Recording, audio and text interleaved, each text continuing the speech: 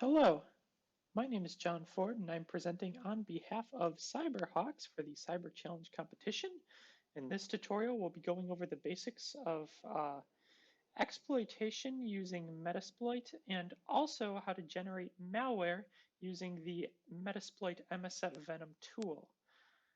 The information in this tutorial will probably be more relevant to red teamers than blue teamers, so attackers as opposed to defenders. However, it's important to understand these concepts because these are the core concepts that are involved in any sort of attack. Before I get into the demo, I need to define some terms that will be important. Aside from web attacks, which are beyond the scope of this tutorial, when you go about breaking into a computer, there are generally two ways of doing it. The first is to target the services that are running on that computer. And we won't be talking about that as much in this tutorial. The second, which we'll be talking about more, is somehow putting a malicious file on the target computer and um, either running yourself or getting a user to run that malicious file. Some terms that you need to know are exploitation. Exploitation is the process of attempting to um, do something malicious on another computer or something unwanted. This could be gaining complete control over that computer, or it could simply just be adding a user or some other activity that is you're doing without permission. The exploit is the way you go about doing it. You can also say exploit to refer to the code that is used to perform the exploitation or the breaking into the computer. The payload is the portion of the code that does the actual malicious thing. Because when you put code on a remote computer, it can be any sort of code you want. You can have it embedded in a game, let's say. You could have it as just a standalone file in itself. You could have it do other things aside from just the malicious activity on the computer.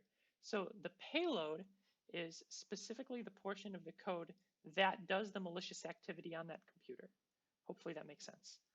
Shellcode is computer code on the lowest level, and this is operating system dependent.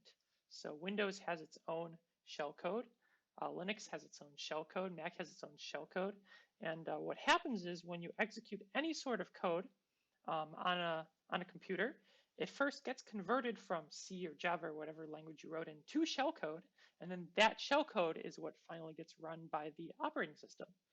Now, generally, when you're trying to break into a computer, you want to know its operating system, and you want to write your code for breaking into it in shellcode. Now, the reason for that being so that your code is supported on, for sure, on the computer. Like, let's say you know you're attacking a Windows machine. In this case, we're going to be attacking a Windows Server 2012, revision 2. You don't necessarily know what programs that Windows has on it. Does it have Python? We don't know. So instead of writing code in Python or in another language that we're not sure whether the computer supports, we'll just write it in shellcode, which the computer can for sure execute. Now, in addition to that, we'll be going more in depth on today on malware. Malware is specifically any sort of file or any sort of code, I should say, that resides on the target computer that allows you to do malicious things on it. So for example, if I wrote code that adds a new user to the computer and I'm not supposed to have the privileges to run that, then it's considered malware if I put it on the target computer, right? A backdoor is a subsection of malware. So backdoor is a type of malware in which that allows an attacker to gain access to that computer. So if there's a backdoor running on a computer, that means that an attacker can go into it and have full control or at least partial control over that computer. Now, getting a little bit more in depth when it comes to malware. How do we detect malware? So when you have an antivirus on your computer, what does it actually do? Well, there are two types of detections. I suppose there are two types of ways of analyzing malware to determine whether it is malware or whether it is some other good file that should be on your computer. There's static analysis and there's dynamic analysis. Static analysis, also known as scan time analysis, is looking over the file and seeing what it looks like. So for example, if you put a file, if you put a file that's a backdoor on your computer, a lot of the times your antivirus will know what backdoor files look like. It'll read the file and it'll be like, huh, this looks like a lot of malicious files do. So then it'll flag it as being malicious. Now, how do we get around that as attackers, or how would attackers get around that? They'd use obfuscation. Now, what is that? That is changing up the code so that it doesn't look the same as would be characteristic of normal malware. For example, what you can do is, let's say you have part of your code that, what we talked about earlier, that is the payload, that's the actual malicious code that's going to get executed. Take that code and maybe encrypt it somehow, and then store it on the computer in its encrypted format. At that point, the antivirus would go in and say, this is a bunch of weird characters that I can't understand. This is not, and it wouldn't flag it as malware. And then when you're actually running it, what would happen is in your code, you have a way of decrypting it. And so when your code's running, it first decrypts that malware, and then what it does is it runs the decrypted version. That's the second term down where you see cyphercryptor. That's what that does.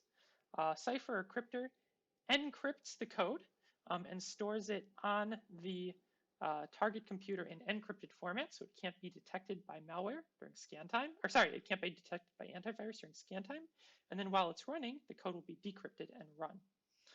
Dynamic analysis, on the other hand, is much more difficult to bypass. That's what the antivirus will do is it'll run the code in a sandbox environment. What that means is it will put it in an environment that doesn't allow it to do anything malicious. I suppose that's the simplest explanation for that.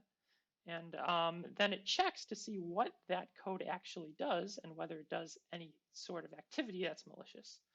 This is much more difficult to bypass, and that's beyond the scope of this tutorial. But if you're interested, you can.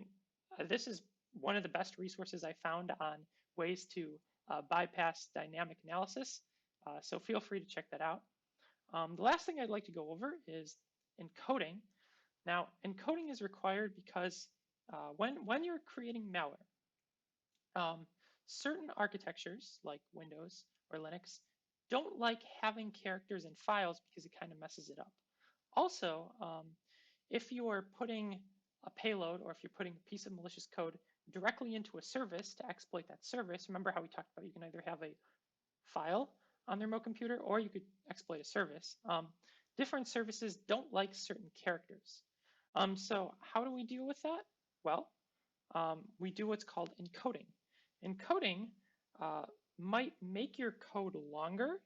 However, it'll swap out those bad characters with different ones. The way it does that is it uses different machine code to accomplish the same purpose.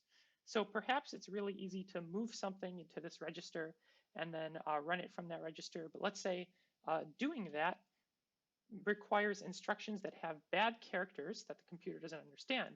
Well, then we can kind of get around that via encoding.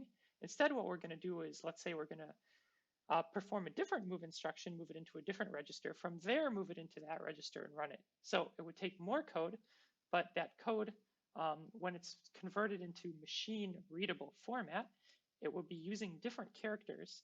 And so those bad characters that we can't have will be omitted. That's it for the terms that you need to know. And if you didn't get all that, that's quite all right. I know that was a lot, but now we're going to get into a demo, and hopefully some of this stuff will start to make more sense.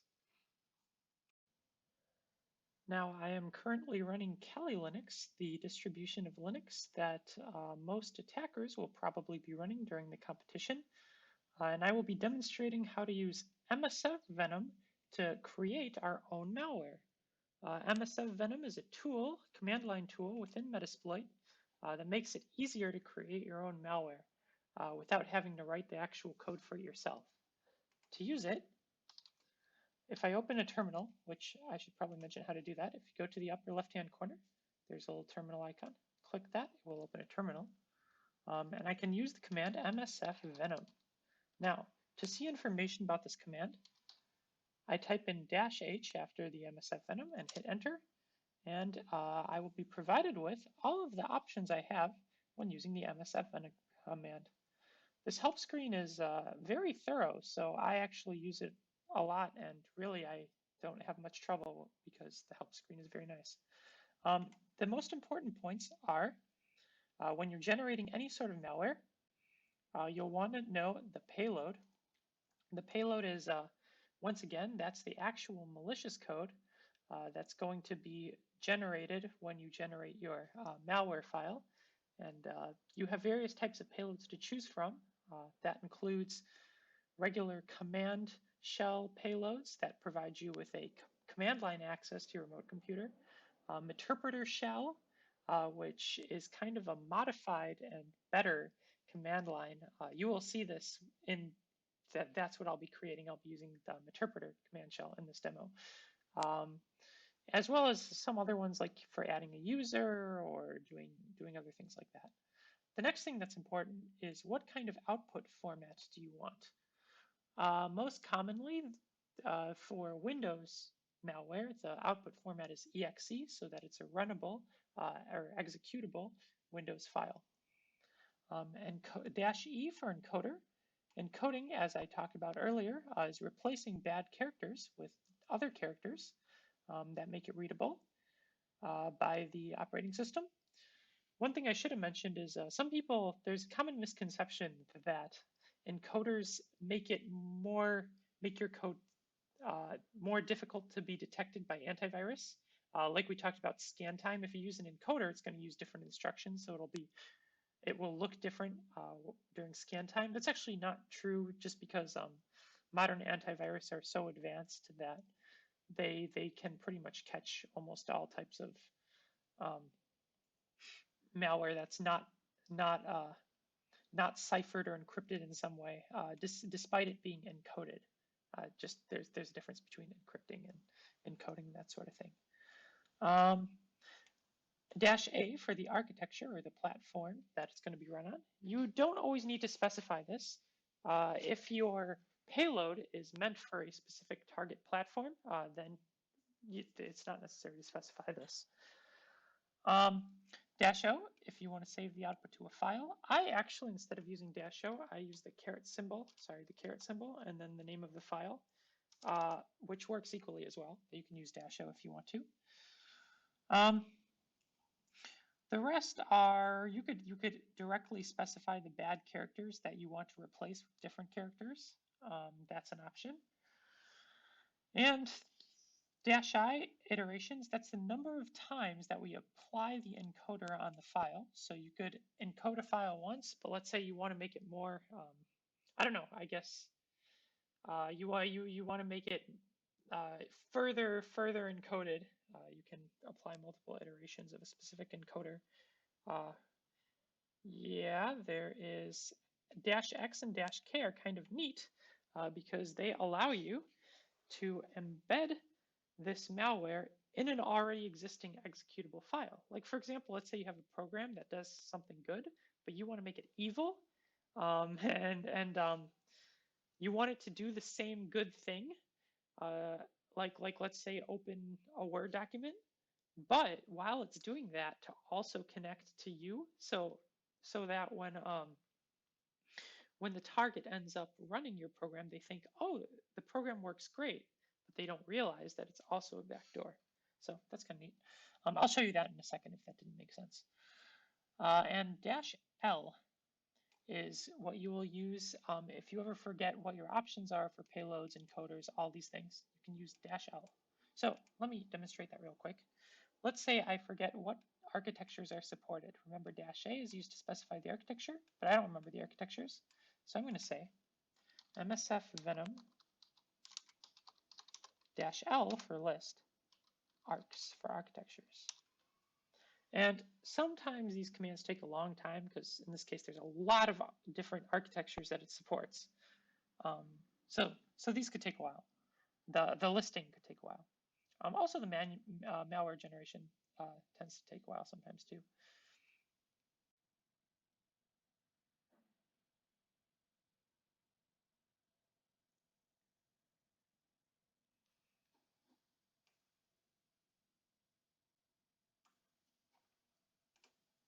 Because that's taking a long time, I'm actually going to come back to it later, but meanwhile, I will show you how to generate malware using MSFvenom.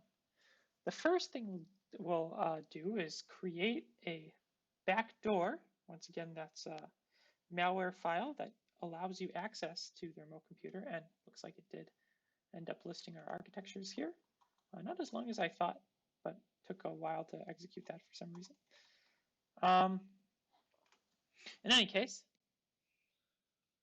the way we're going to do that is we're going to use MSFvenom, and this is just going to be a simple backdoor for Windows.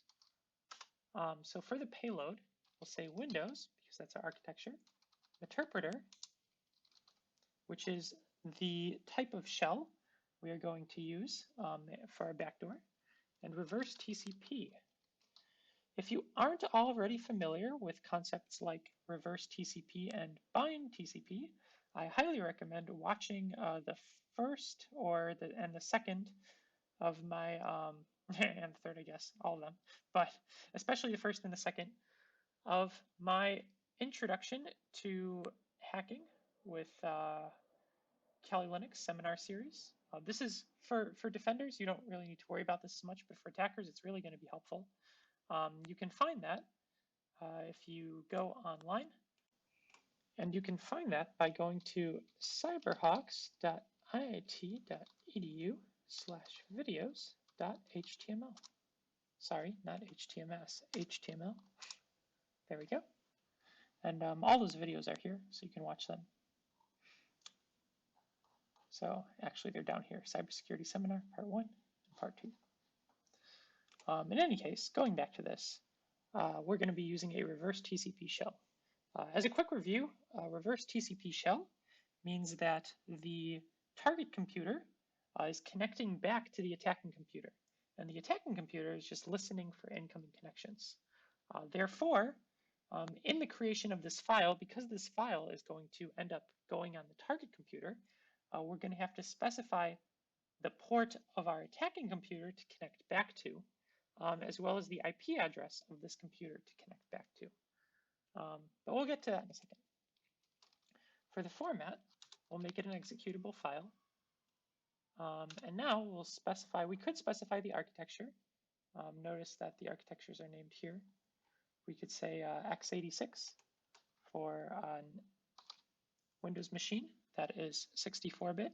However, I'm just going to leave out the architecture because that is implied within the payload because it's a Windows payload.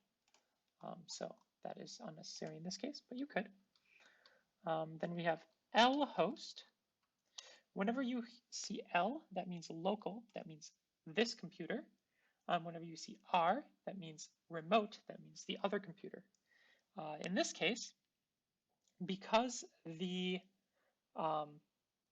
target needs to know the IP and port of this attacking machine, we're going to use lhost as opposed to rhost because it's the IP of the local computer.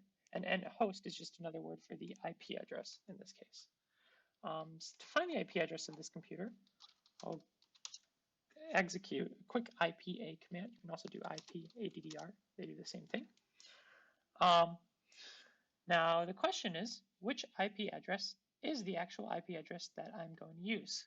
Well, you can ignore low because that is local to this computer.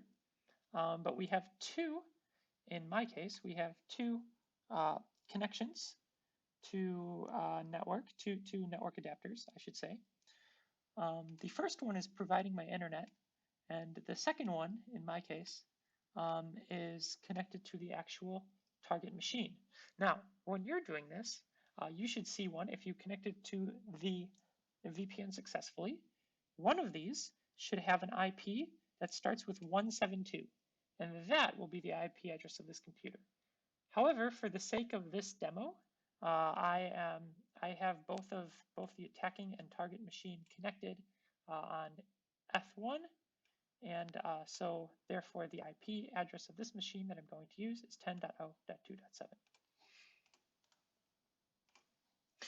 Note, I should mention that for each network card or network adapter that you have on your computer, it gets assigned when it's connected to the internet, it gets assigned its own unique IP, Internet Protocol address, to identify it from other machines. So that's what these IP addresses are, and that's why you can have multiple of them, because you have one per network adapter. So it's important to take the one that is that allows you to connect to, that is specifically connected to the competition environment through the VPN. I know that was a lot of words. Hopefully that made sense. And then for the port, we can just choose whatever port we want. I'll just choose port 4444 because it sounds like a nice number to me. Doesn't really matter. And I will press enter. Actually, before I do that, let's make sure I pipe the output. Or actually, I'll say -O to say output. I believe that's what it was, -O, output. And then I'll put the file name, and we'll call it malware.exe. The reason I'm putting .exe is because I chose the format to be a Windows executable file, and those files end with the file extension .exe. Click enter. Now this will take some time to load, so I'll kind of skip ahead in the video to once this is done, but do not be afraid if this hangs for a while because it does take a little bit of time. So you'll notice now that we have finished, it chose the platform for us because we didn't specify it. It chose the architecture for us because we didn't specify it. Once again, I could have explicitly typed in x86, but I didn't have to. And you'll notice it says saved as malware.exe. So if I list the files in the current directory, you'll notice I now have malware.exe. The next step would be to transfer this malware to your target computer and run it on the target computer so that they can end up connecting back to you. Before I do that, which I will show you how to do that, but let me show you how to generate malware, but embedded in an actual non-malicious file. So in this case, we have putty.exe. If you aren't familiar with putty, it is an SSH client for Windows. That's not very important, but essentially it's a program that you can run on a Windows computer that's not malicious at all. But what we're going to do is we're going to put this malicious payload, this reverse TCP payload, inside this executable file so that when the target ends up running it, they'll see that the program worked correctly. However, we will also have access to their computer. Nice and evil. So it's going to look pretty much the same way. I'll just give the file a different name. I'll call it hidden malicious.exe. But in addition, I'm going to use the -K and -X flags. Once again, the -K allows us to preserve template behavior. So that means preserve the behavior of this putty.exe executable. Then -X will specify that we have a custom executable file that we're using as a template. That's putty.exe.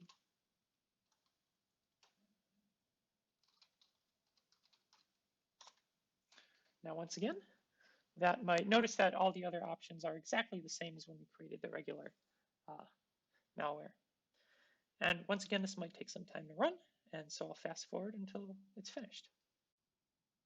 So you'll notice it's finished, and if I list the files in my current directory using ls, I have both malware.exe, which is the original malware we created, and hidden malicious.exe, which is basically putty, but in addition, it spawns a reverse shell for us.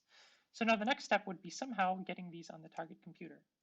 And ways you would do that is, let's say there's an anonymous FTP directory where you can just upload these files. That would be nice. Or another way is perhaps you send it to somebody in an email and you convince them to download it and run it. That's another way. But there are many ways. However, that's beyond the scope of this tutorial. In this tutorial, I will just transfer it over. I will email it to myself and transfer it over to a Windows machine, and I'll show you how I would get a shell from my attacking machine to the Windows machine just by running this malicious file.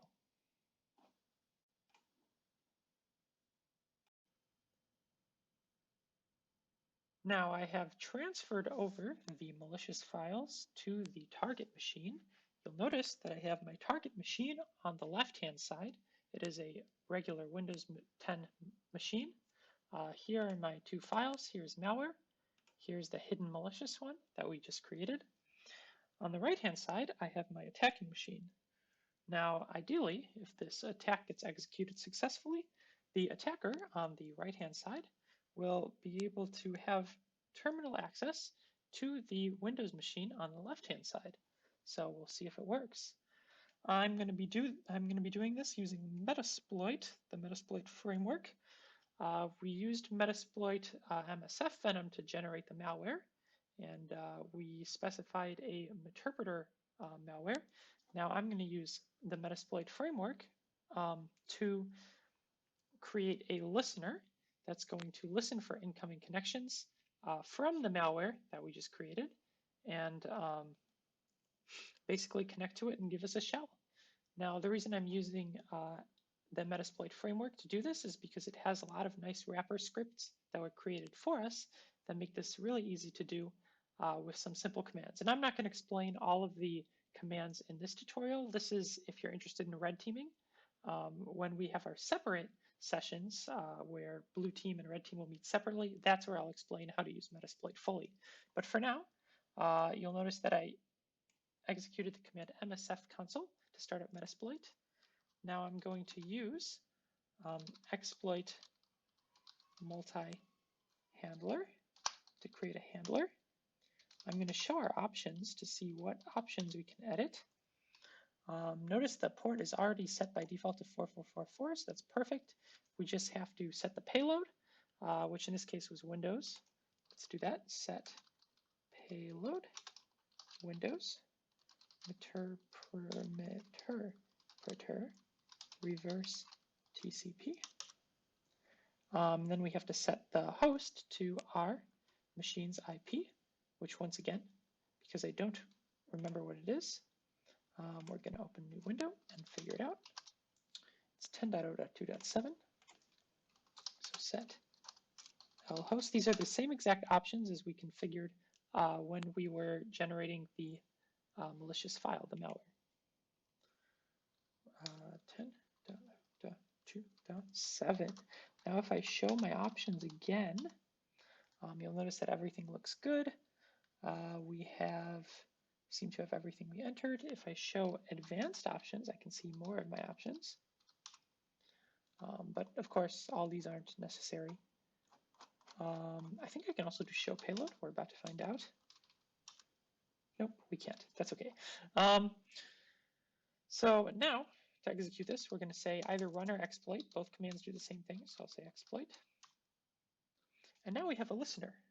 What that means is, if somebody executes one of our malicious files on the Windows machine, we should, on the attacking machine, gain access to the Windows machine. So let's say my user that I convinced to download my malware now double clicks to run it. You'll notice right away that, well, nothing seemed to happen here. But if we look over on the attacking machine, we now have a meterpreter session. And I can get my current user ID with getUID. And you'll notice that we are logged in as the Windows user. In addition to that, I can gain access to the actual Windows shell using the shell command. And now I can do regular Windows commands that, if you're familiar with those. And to exit out of that shell, I can do exit. Anyway, I'm also going to exit out of this meterpreter shell.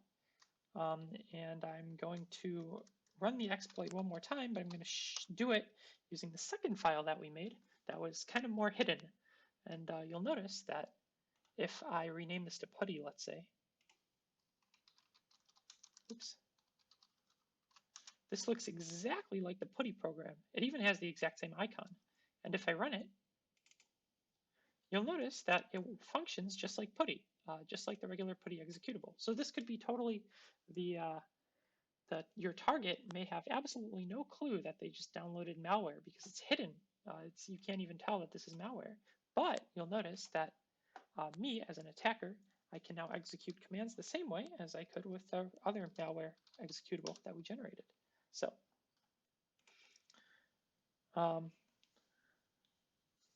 that is it for this demonstration. So if you're ever asked during the Cyber Challenge competition to create malware, now you know how to do it and connect to it.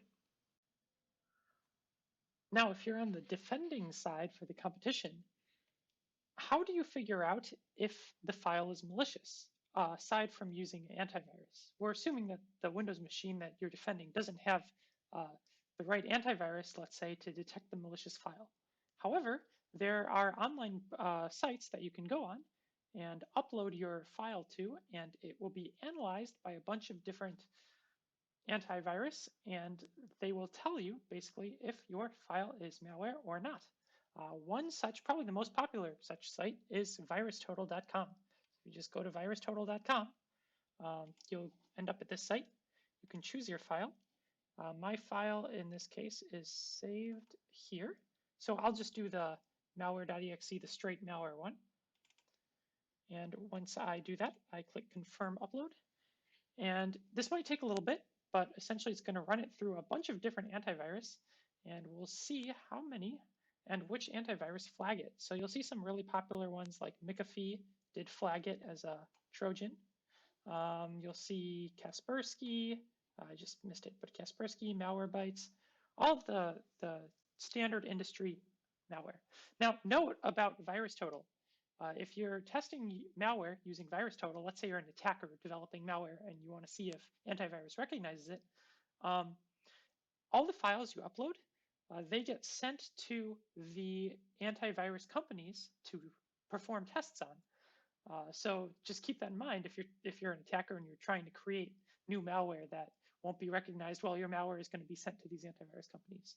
There are actually other sites that don't do that. There are sites like NoDistribute, I believe, is one that performs a similar sort of service, but it doesn't actually distribute the files to the antivirus companies. But in any case, for the sake of the competition, if you're ever asked to figure out if a file is malware or not, one of the best ways to do it is to upload it to virustotal.com. And then you can figure out if it's malware. And of course, sometimes files that aren't malware will get flagged. But if you see that, in this case, 57 out of 70 of the antivirus detected it as being malware, that's a pretty sure sign that the file is, in fact, malware. So if you're on the blue team, that's how you would do that. I know we discussed a lot in this tutorial, so I just want to go everything one more time, just so that it's kind of ingrained in your memory. Exploitation is the process of breaking into a computer. We kind of have two ways of going about doing it. We can exploit a vulnerable service, or we could do it through a backdoor or a malware that is placed as a file on our target computer. The exploit is the actual way we decide to go about doing it, but oftentimes this also refers to the malicious or the code itself that's used to perform the process of exploitation. The payload is the actual malicious code on our target computer that gets run that allows us to either connect to it or do malicious things on it. Shellcode is computer code on the lowest level, and most payloads are written in shellcode so that they can be run for sure on the computer, even if you don't know what sorts of programs that computer has on it. Malware is any sort of malicious code on a computer that does something that the end user wouldn't want it to do. Backdoor is a special type of malware that gives an attacker remote access to that computer. When it comes to malware, there are two ways that antivirus go about detecting malware. The first is static analysis, where they look at what the malware file looks like. This is performed during scan time because it's scanning the file to see if it looks like a malicious file. This can be, attackers get around this using obfuscation, which is changing the way the file looks so that it's not recognizable by malware scans. One way of doing that is using a cipher or crypter in which all of the malicious part of the file is encrypted and the code for how to decrypt it is within the same file so that when it's run, it gets decrypted and then run. However, when it's just sitting on the computer idle, the malware has no way of understanding that file because it's encrypted. Dynamic analysis is the second type. In dynamic analysis, the file is run in a sandbox or safe environment where an attacker cannot connect to it, and the antivirus checks what that file is doing. This is more difficult to bypass. However, if you're interested, there's a tutorial on how to do it. The last concept that we talked about is encoding. Now, this is, once again, I'd like to stress, this is separate from encrypting. We talked about using a cipher or crypter earlier. Encoding is replacing certain commands, or I should say certain instructions given to a computer to perform the attack with different ones that have different character combinations so that the computer can better recognize them. Encoding often makes the malware longer in size or larger in size, but it ensures that there are no non-readable characters, also makes it a little bit more difficult to detect. And once again, if you're interested in being an attacker, I highly recommend going to cyberhawks.iit.edu/videos.html and watching the cybersecurity seminar that I gave earlier this year, or I suppose last year, so that you can understand more fully the concepts that we have discussed. But that's it. If you have any questions, feel free to ask them and I'd be happy to answer them.